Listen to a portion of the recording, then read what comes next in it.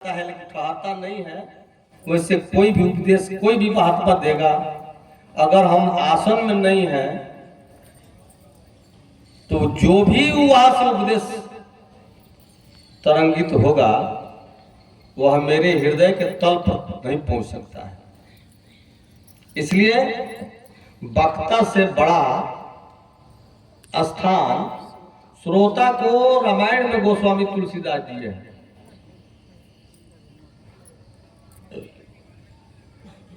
कहा दिए हैं रामचरित्र मानस के एकदम फर्स्ट शुरुआत में श्रोता और वक्ता का संकेत किए हैं कथा लिख करके। सबसे पहले रामचरित्र मानस के शुरुआत में लिखते हैं कि एक बार त्रेता जुग माही शंभु गए सिपाही संग सती जग जननी भवानी पूजे ऋषि अखिलेश्वर जानी। रामचरितमानस के शुरुआत में गोस्वामी जी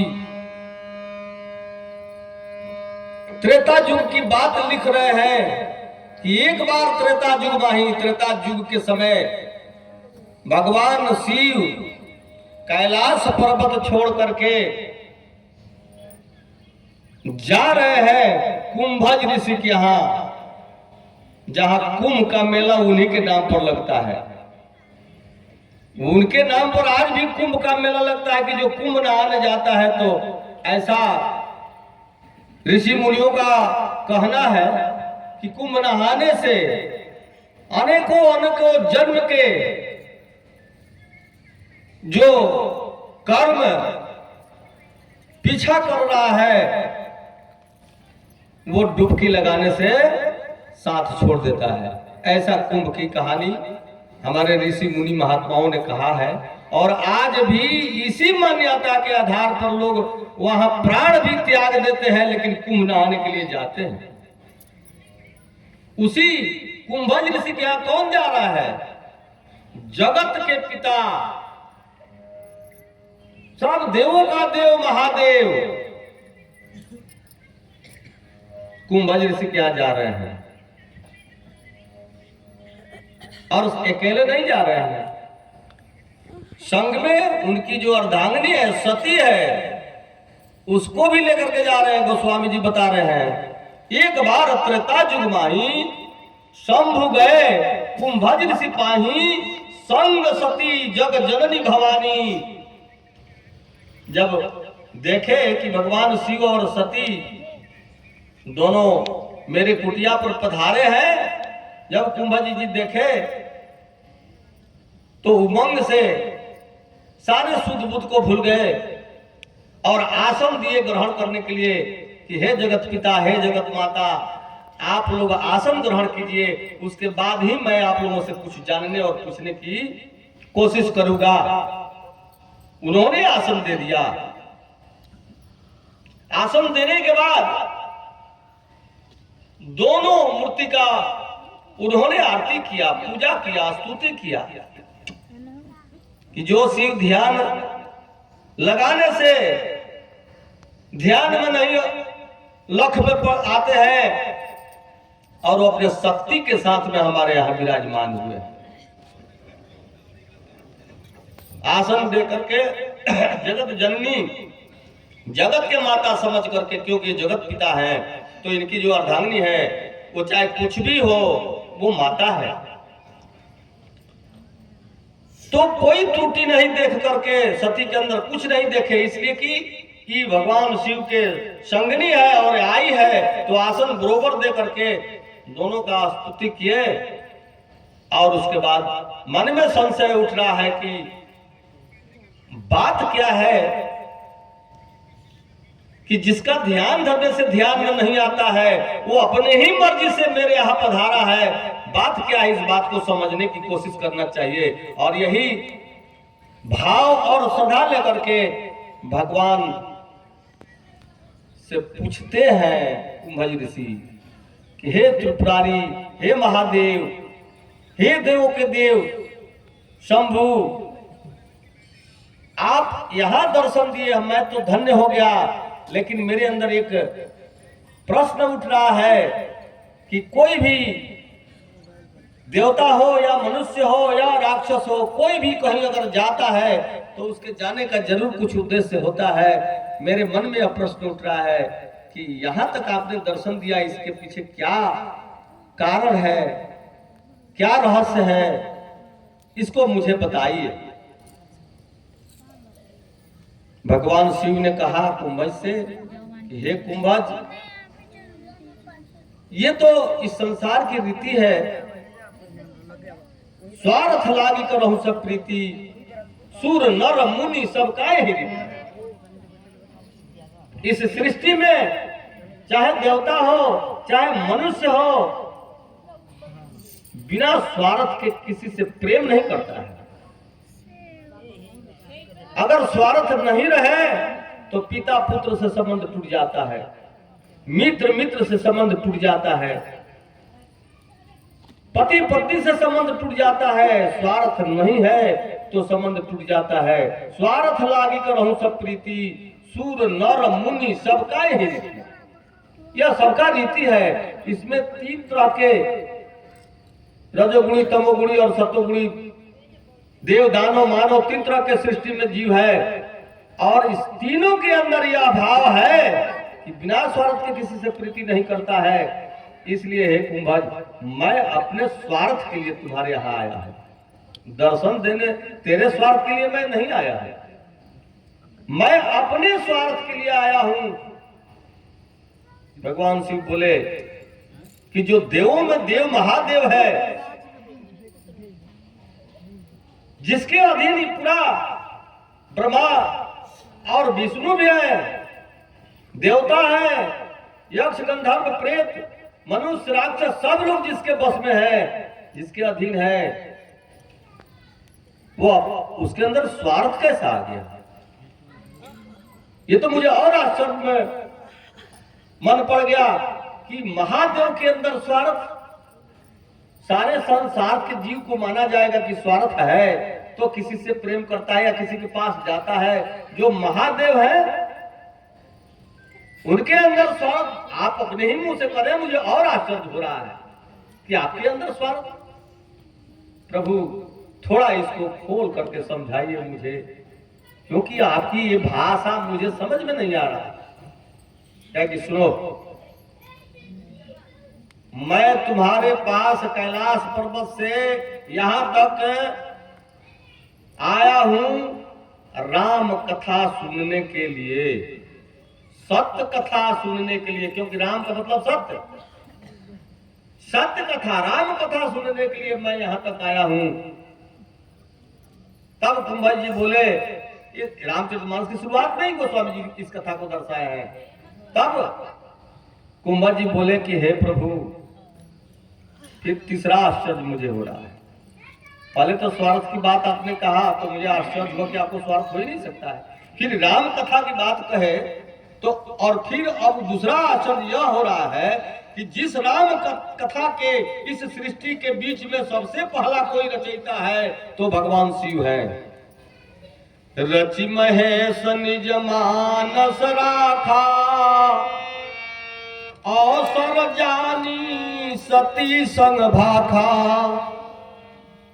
राम का कथा, राम चरित्र का रचना इस सृष्टि में सबसे पहले भगवान शिव ने किया है।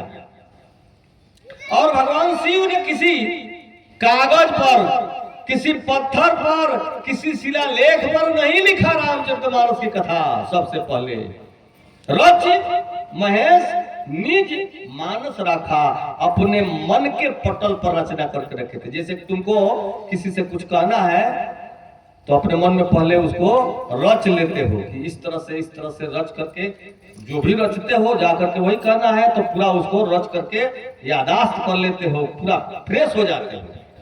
उसी तरह से राम कथा के सबसे पहला वक्ता शिव ने सती से सुनाया है पहले, सबसे पहले इसी रामचरितमानस में लिखा गया है कि सृष्टि के आदि में सती से जब विवाह हुआ तो सती प्रश्न करती है कि हे प्रभु,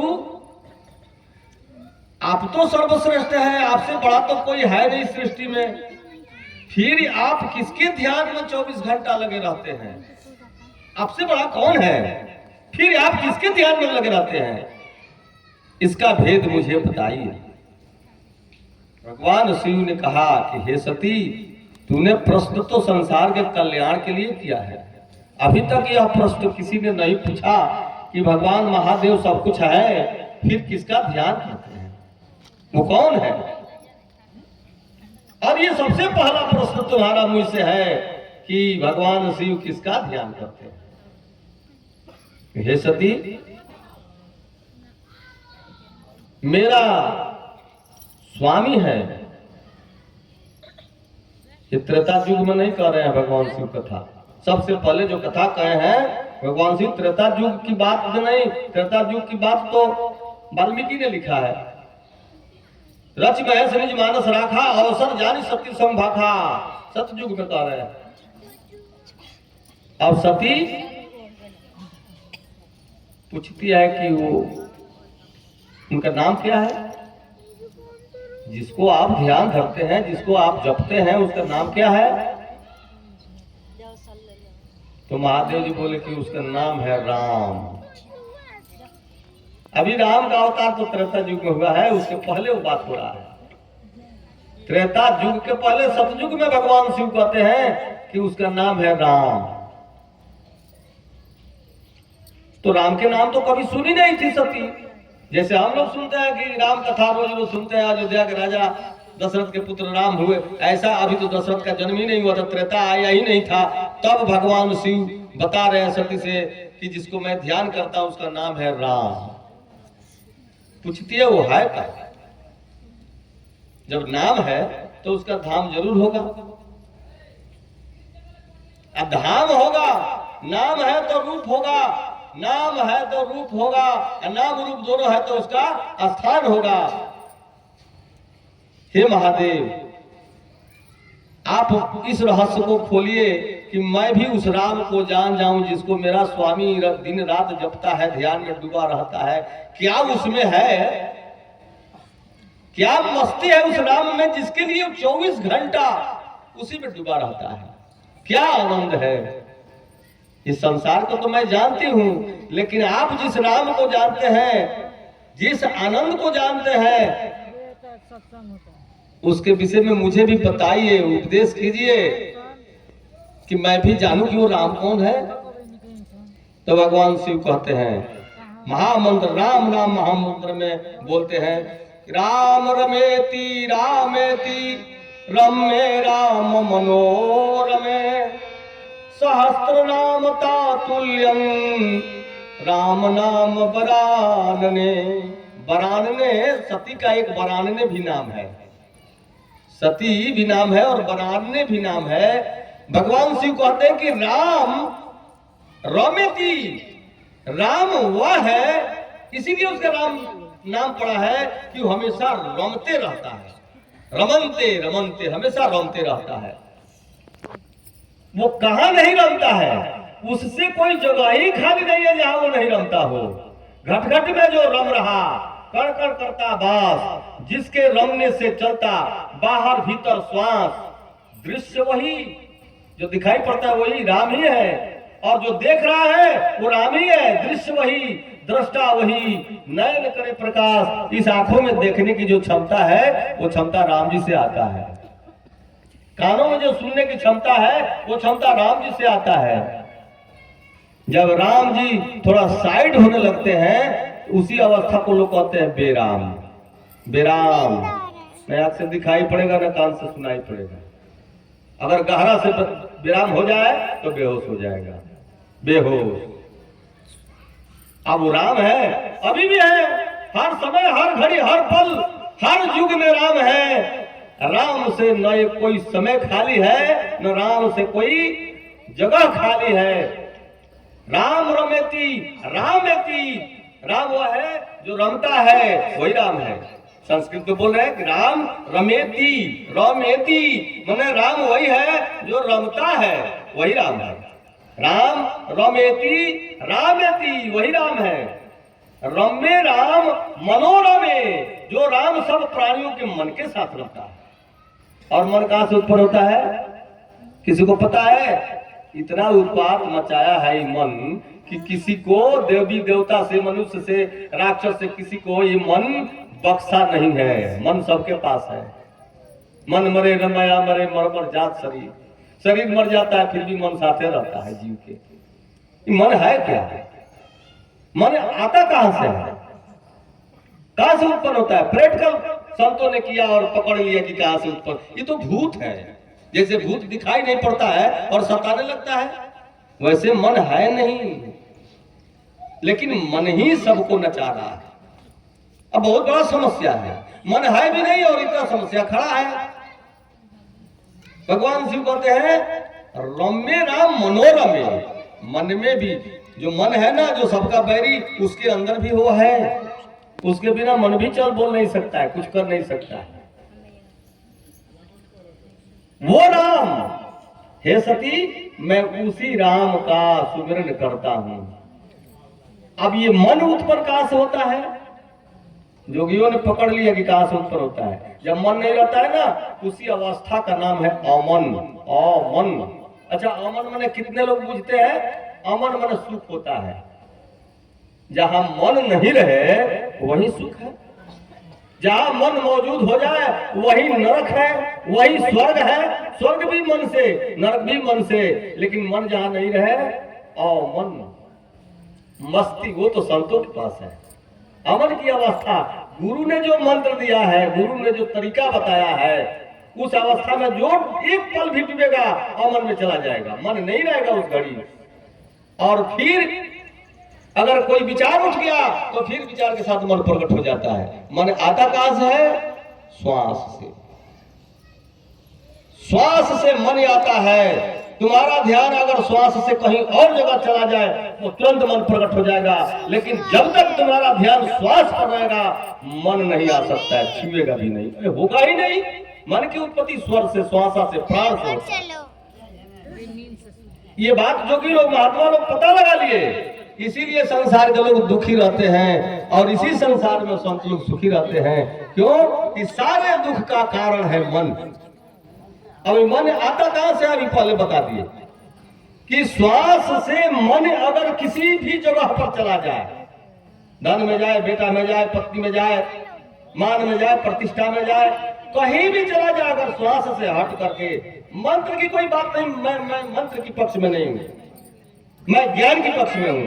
क्योंकि सारे मंत्र मन के साथ घुमाने की क्रिया है, मन को लपटाने की, उलझाने की क्रिया है। मंत्र क्या है? इसीलिए तो उसका नाम मंत्र है। ए बालक, ए बच्चा, महात्मा जी के पास जाओ। मन उलझाता है और मन जिस घड़ी नहीं रहे, सारा समस्या उतने घड़ी तक जब तक नहीं रहेगा, सुलझ गया, कोई समस्या नहीं है। तो भजन से मन धीरे धीरे कमजोर होने लगता है। भजन करने से, जो गुरु भेद बताया है उसको करने से धीरे धीरे धीरे मन कमजोर होता है। और एक और बड़ा बात है कि मन इस ब्रह्मांड के किसी शक्ति से डरने वाला नहीं है, क्योंकि वही हिरण्याक्ष और हिरण्यकश्यप का रूप है, वही रावण और कुंभकर्ण का रूप है, और वही सब मनुष्यों में मैं बन करके अहंकार के रूप में खड़ा है। मन नहीं रहे तो मन सारा समस्या का कारण है। अब थोड़ा देखो, गौर करो, परमात्मा ने, मालिक ने तुमको ये जीवन दिया, धीरे धीरे बीत रहा है। अभी भजन में तुमने सुना कि धीरे धीरे बीत रहा है, पता ही नहीं चलता कि कब बुढ़ापा आ गया। तो इसमें परमात्मा ने इतना कीमती जीवन जो दिया है, गुरु की कोई जरूरत ही नहीं है। लेकिन सारे शास्त्र वेद पुराण ऋषि मुनि सब लोग कहें कि बिना गुरु का तुम्हारा कल्याण नहीं होगा। बुद्ध ने कहा कि कोई गुरु की जरूरत नहीं है। महावीर भी बोला कि कोई गुरु की जरूरत नहीं है। परमात्मा तुमको ऐसे ज्ञान और जीवन दान दिए हैं इस जीवन से ही तुम सारे ज्ञान को प्राप्त कर लोगे। लेकिन फिर भी आज तक कोई ऐसा बिरले कोई अवतारी आ जाता है जिसको गुरु की जरूरत नहीं पड़ता है। जो स्वयं गुरु है उसको गुरु की क्या जरूरत है, वो तो आ जाता है डायरेक्ट। लेकिन बिना गुरु का उद्धार नहीं होता है, शास्त्र पुराण सब कहा है। और गुरु क्या बताता है कि भाई एक बात से पहले सतर्क हो जाओ कि तुम अगर यहां से बिना समय के, जैसे रात्रि में चलना वो समय नहीं है चलने का, वो आराम करने का समय है। दिन में चलने का समय है। रात में चल रहे हो, सरकार अपना कर्मचारी रात में भेज देता है पहरा करने के लिए कि इस राज्य में कहीं कुछ कोई खतरा न हो जाए, तो कर्मचारी यानी सिपाही जगह जगह पर पहरा करता है। और जब तुम शरीफ हो चाहे तुम बदमाश हो, जब समय से कुसमय चलोगे तो वो कर्मचारी तुमको रोकेगा। ठहरो, क्या पूछेगा? सबसे पहले 4 सवाल करेगा वो। तुम कौन हो? पूछेगा तुम कौन हो? किसको पता है कि मैं कौन हूं? किसको पता है? अब कर्मचारी सरकारी है, पूछेगा तुम कौन हो? तो यहां लोगों ने तुम्हारा जो नाम रखा है वो नाम तो मां के गर्भ से बाहर आने के बाद 2-4-5 दिन के बाद ही वो नाम रखा गया जो तुम नाम रखोगे। तो सरकारी आदमी से झूठ बोलोगे, पकड़े जाओगे। क्यों? कि ये नाम का लेबल तो ये बनाया हुआ बनावटी है, तुम तो ओरिजिनल में इसके पहले भी था, ये तुम नहीं हो। तो तुम अपना परिचय कैसे दोगे मालिक के? इस सृष्टि में अगर माया की सृष्टि है, अगर माया में जीव उलझा हुआ है तो माया किसकी है? मायापति की। यानी उस मालिक से ही माया उत्पन्न होती है और माया के अपना बल है। जैसे मां के पास भी अपना बल है कि उसका जब तक पुत्र लायक नहीं बना देगी तब तक वो इस संसार में नहीं बाहर करेगी। ऐसे माया भी जीव को सता करके ऐसे झकोरा में डाल करके उसकी परीक्षा लेती है। और जब तक वो उसके माया के परीक्षा से जीव नहीं निकल जाता है तब तक वो उस जीव का कल्याण नहीं होता है। कल्याण, कबीर का कल्याण कैसे हुआ? कबीर को भी माया चपेट मारी थी।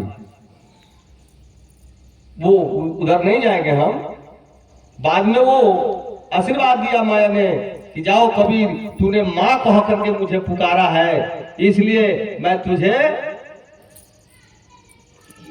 स्वस्थ करती हूं। अब तेरे ऊपर मेरा माया का प्रहार नहीं होगा।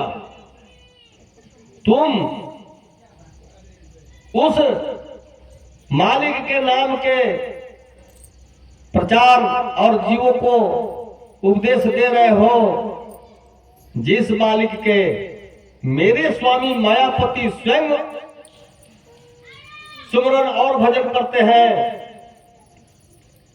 तो माया जीव के काल नहीं है। बहुत संत महात्मा लोग उपदेश देते कि माया के उलझन में पड़ करके तुम उलझ पुलझ के मर जाओगे। अरे माया को मां कह करके स्वीकार करो। माया को, अर्जुन को मोह क्यों हुआ? रणभूमि में मोह क्यों हुआ? अर्जुन को दिखाई पड़ा कि जितने लोग दोनों पक्ष में खड़े हैं सब मेरे लोग हैं, और मेरे से मोह उत्पन्न होता है कि ये सब लोगों के ऊपर मैं कैसे बाढ़ चलाऊं, ये लोग मुझसे मारे जाएंगे और ये सब लोग मेरे हैं। तो मेरे से माया उत्पन्न होता है। अगर वही माया कृपा कर दे तो मेरा और माया दोनों का पर्दाफाश हो जाएगा। कैसे होगा? जैसे जीवन तुम्हारा मिला है, रोज नींद आता है, रोज नहीं तो 2 दिन पर 4 दिन पर लोग कोई न कोई, हर आदमी स्वप्न देखता है और हर आदमी गहरे नींद में जा करके अपना आता पता भूल जाता है। 3 घटना होता है सबके साथ। सो जाता है गहरे नींद में तो उसको पता नहीं है कि मैं कौन हूं, कौन जाति का हूं, क्या नाम है, कितना पढ़े हैं, ये कुछ भी पता नहीं है। ये इस घटना से रोज घटता है घटना, और रोज वो देखता है, लेकिन इस समझने की कोशिश नहीं करता है कि नींद में मैं कहाँ रहता हूं। एक और घटना घटता है स्वप्न का।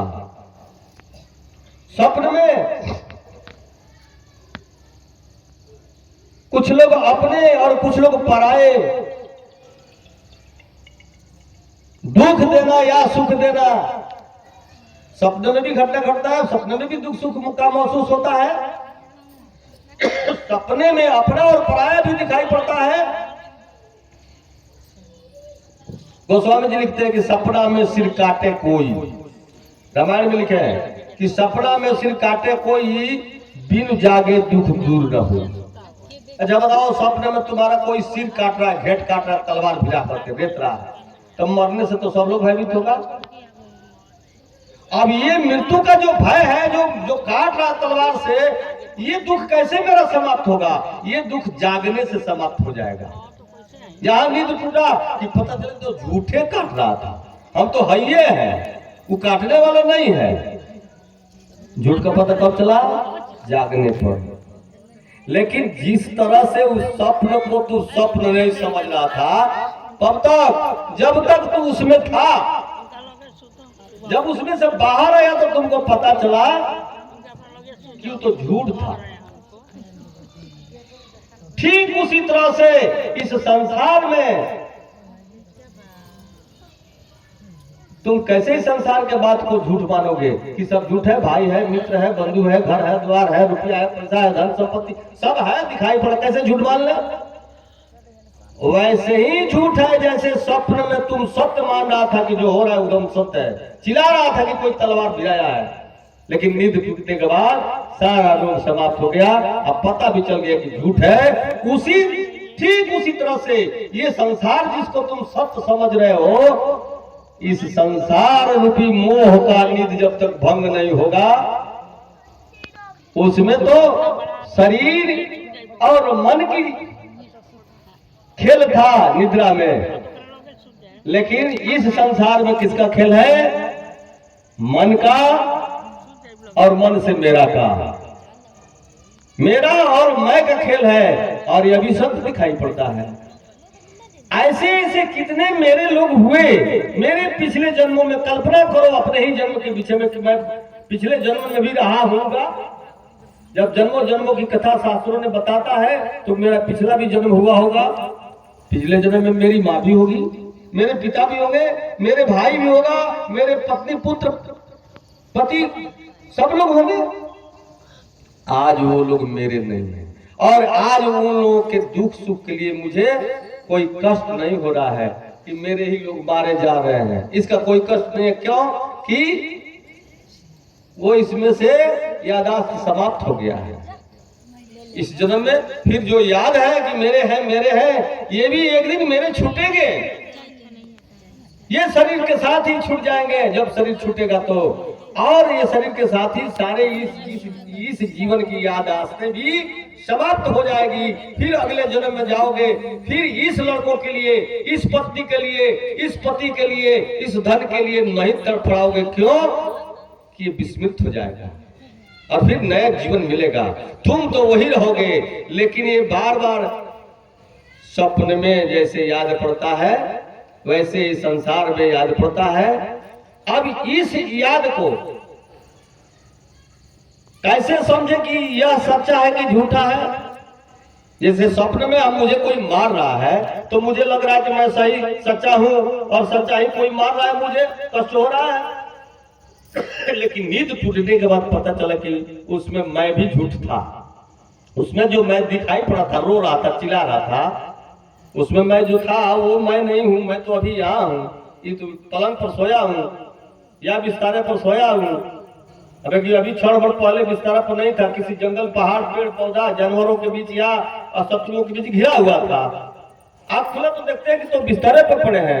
इसका मतलब कि जो अभी मैं हूँ उसमें जो मैं था वो मैं नहीं था, क्योंकि इतना ही जल्दी यहाँ और इतना ही जल्दी घेरा गया था। कहीं रणभूमि में मुझे कोई मार पीट रहा था तो मैं तो ये हूं। फिर मैं गहरे नींद में मैं कहाँ रहता हूँ? ये रोज घटना घटता है, सबके साथ घटता है, सब लोग सोता है पता नहीं मैं कौन हूँ। गहरे नींद में उसको कुछ पता नहीं किस जाति का हूँ, कितना विद्या मेरे अंदर है, ये कुछ भी नहीं है। लेकिन नींद खुलते खुलते मैं कौन जाति का हूँ, क्या नाम है, किसका लड़का हूँ, ये सब स्मृति में लौट आता है। इस सारी झूठी स्मृतियां, इसी का नाम है माया।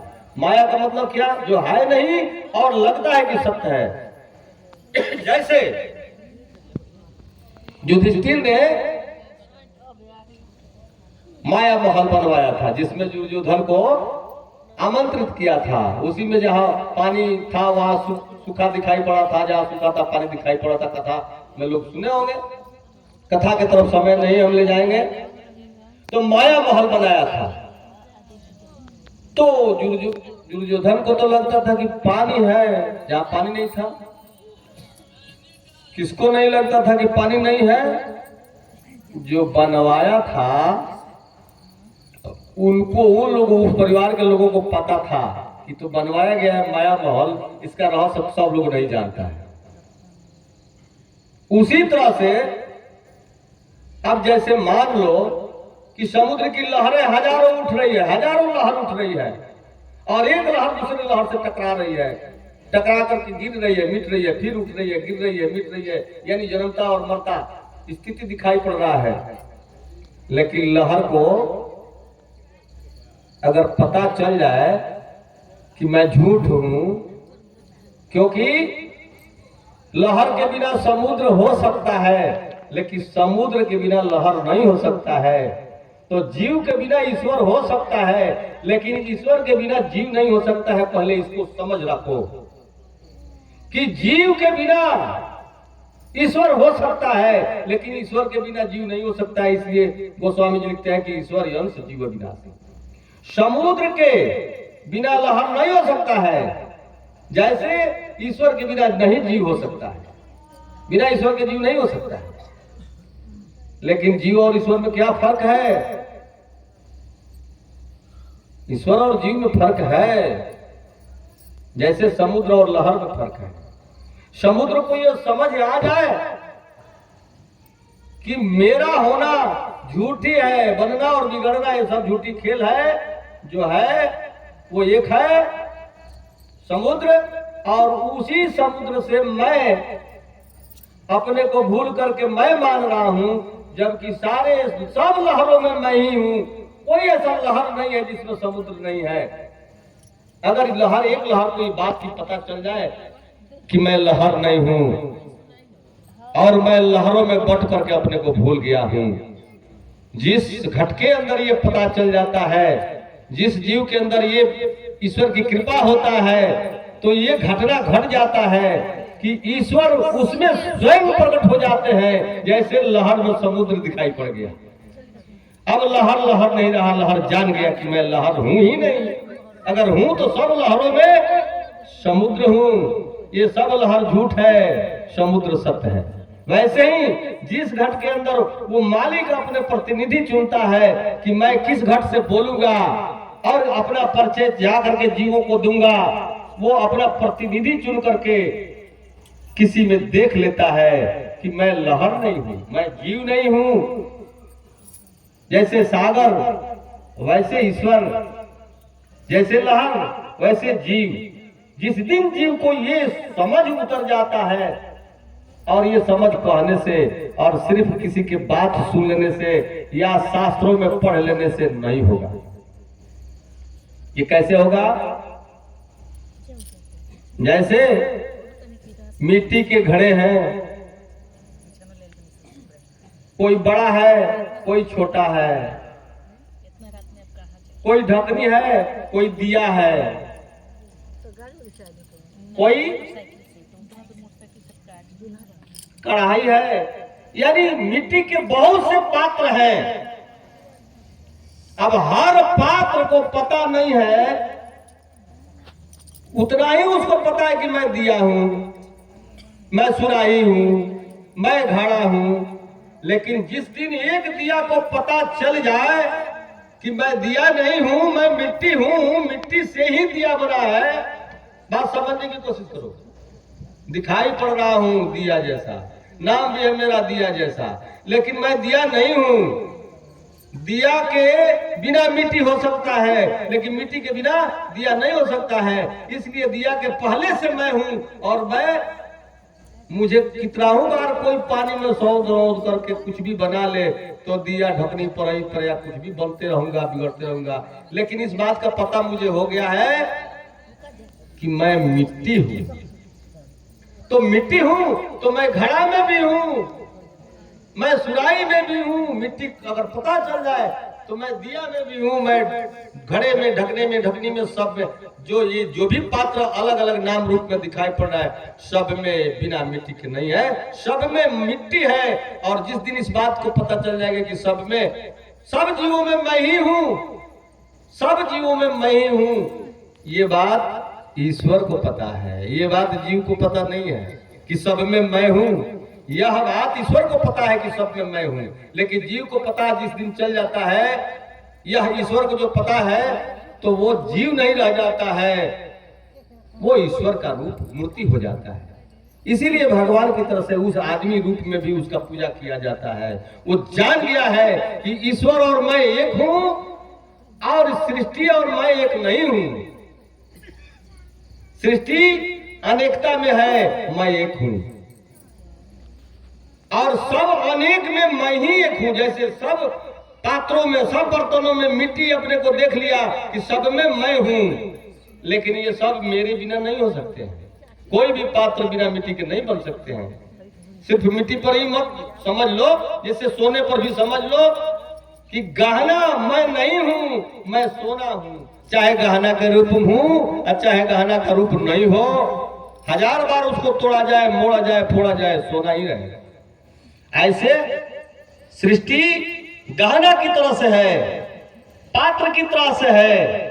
और इस सृष्टि का कारण कौन है?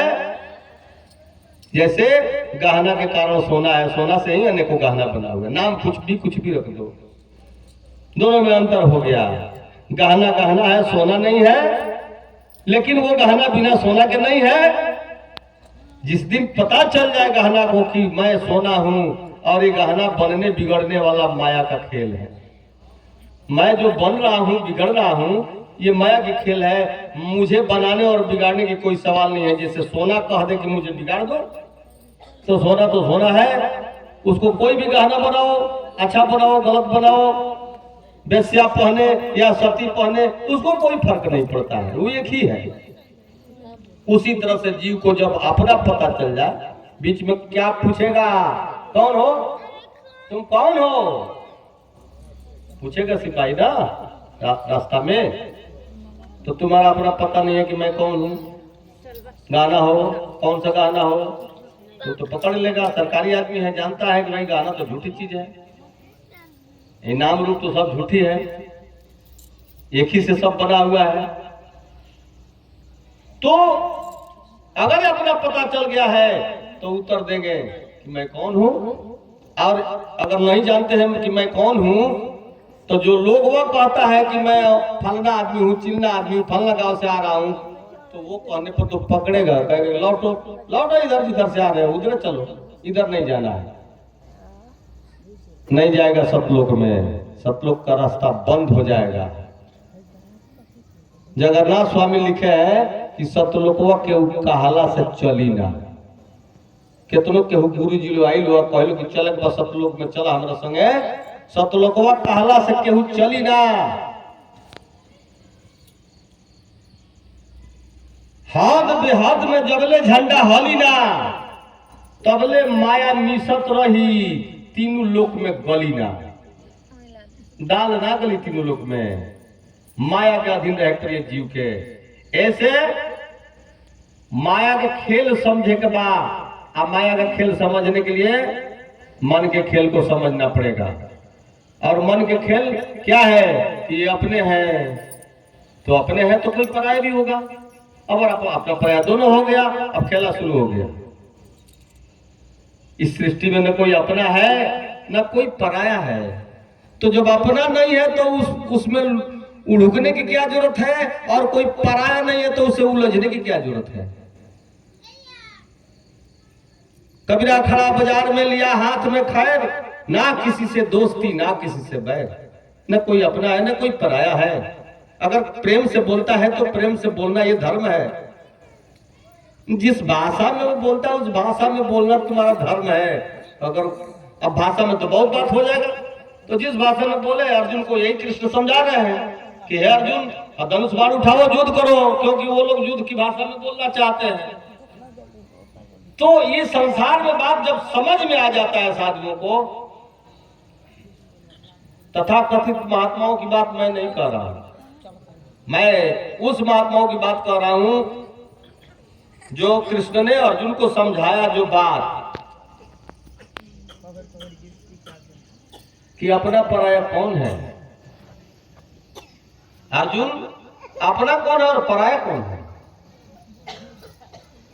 अपना तो तुम्हारा ये जिस शरीर में बोल रहे हो ये भी तुम्हारा अपना नहीं है। तुम्हारा अपना होता तो तुम्हारा बात मानता, और ये लड़कपन से बुढ़ापा की तरफ नहीं जाता। तुम रोक दिया होता। कौन चाहता है कि मेरा शरीर बूढ़ा हो जाए, लेकिन रुक नहीं रहा है।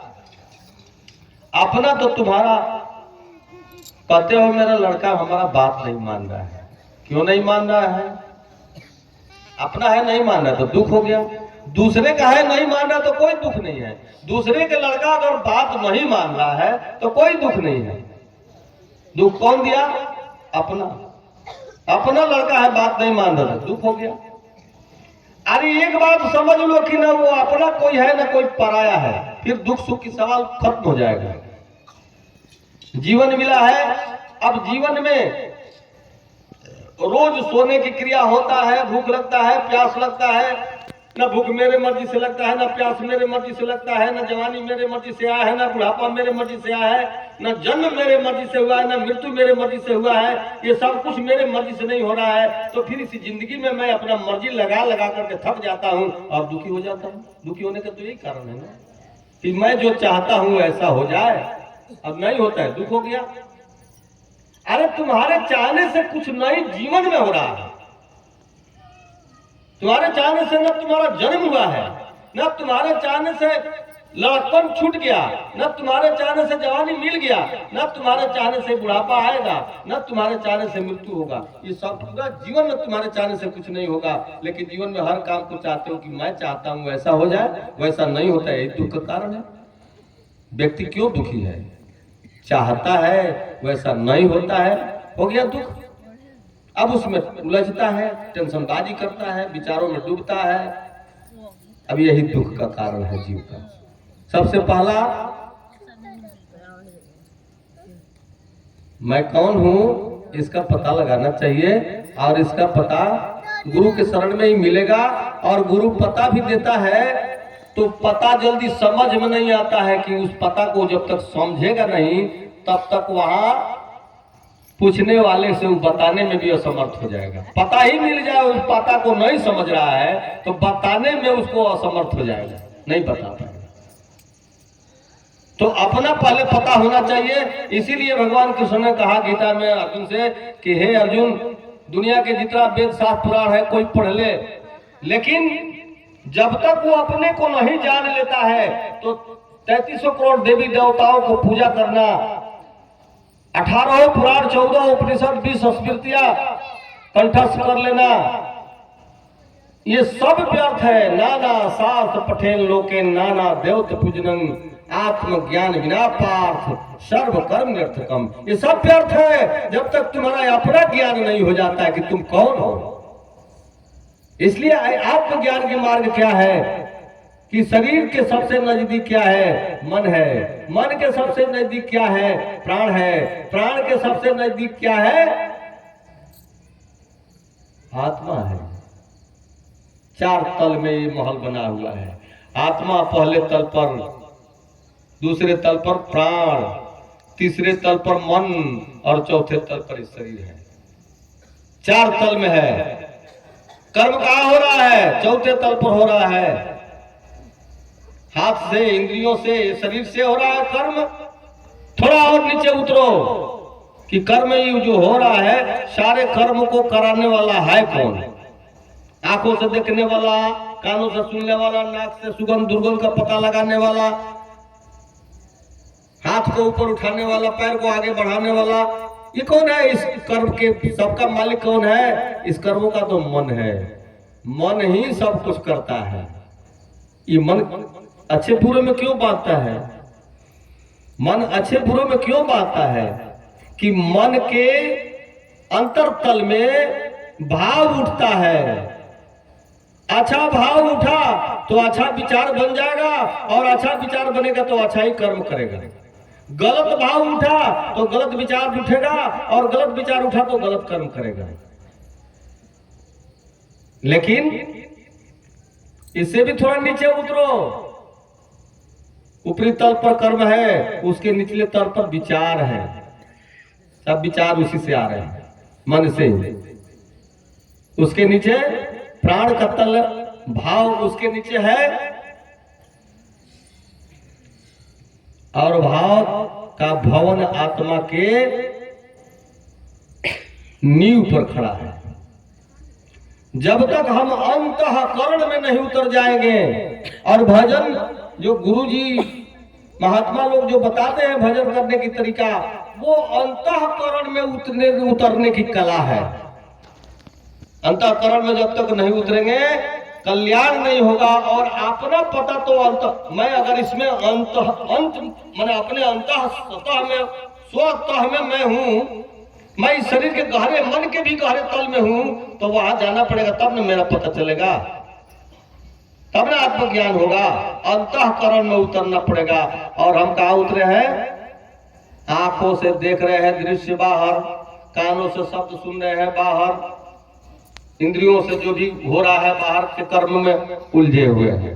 हम बाहर दौड़ रहे हैं, अपने अंतःकरण में हम जहां हैं वहां नहीं पहुंच रहे हैं। इसलिए हमारा पता नहीं चलता कि मैं कौन हूं।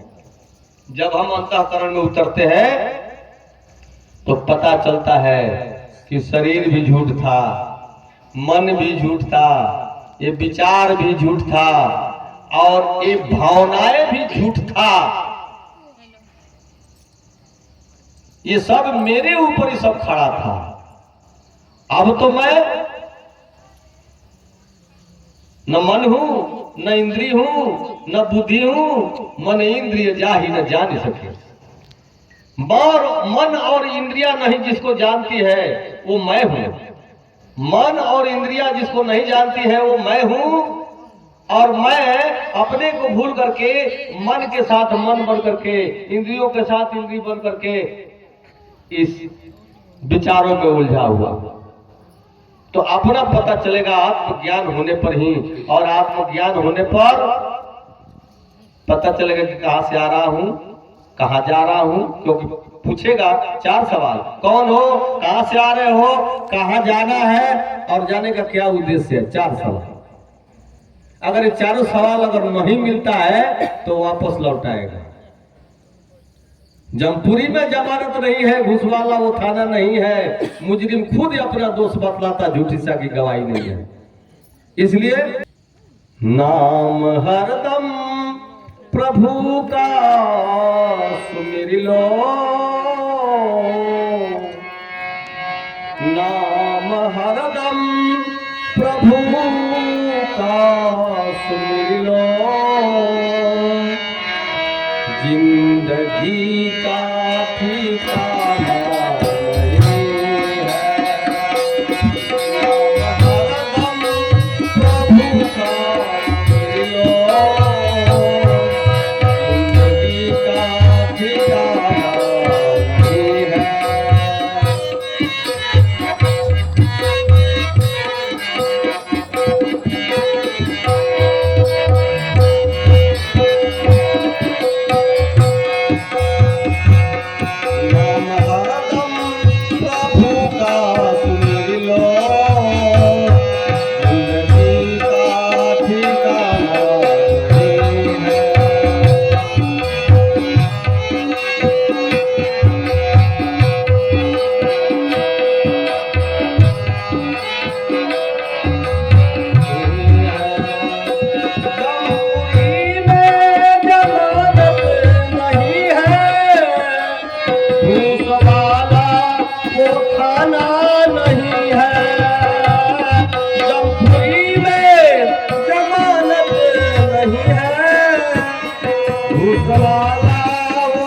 खाना नहीं है, घूस वाला वो खाना नहीं है।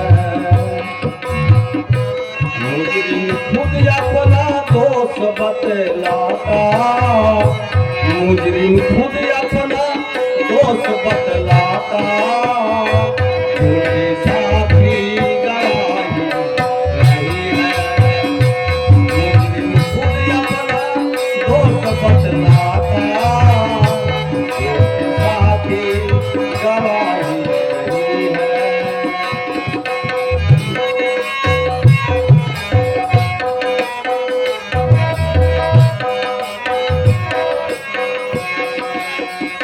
मैंने माना कि और वो कमाया, मैंने माना कि और वो कमाया।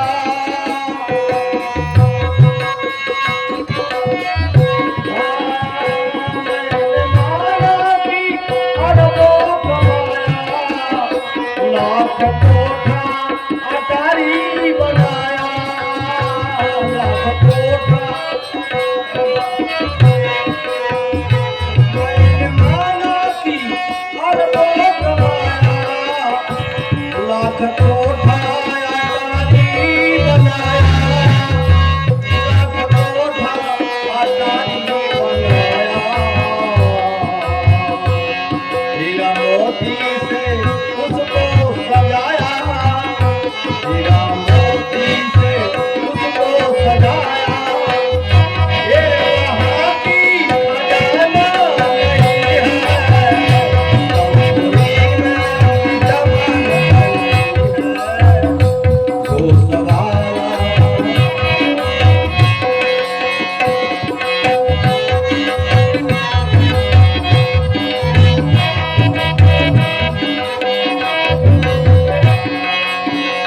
मैंने माना कि और वो कमाया, लाख कोठा अटारी बनाया। मैंने माना कि और वो कमाया,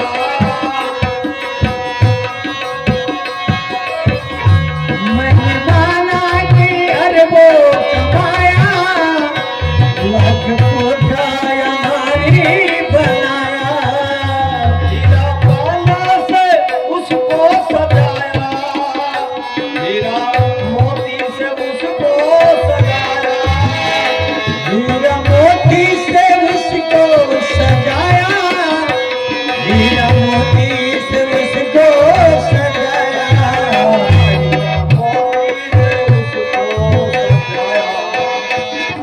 वहाँ की खजाना नहीं है, कमरे में लौटे तो जाना नहीं है, जब होली में हरदम प्रभु का सुमिरो, जिंदगी का ठिकाना नहीं है।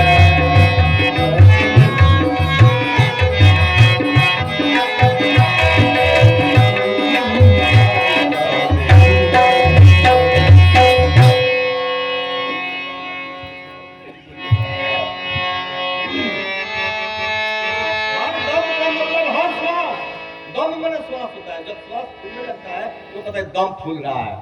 तो हर दम में नाम का सुमरन कीजिए, हर दम में नाम का सुमरन। नाम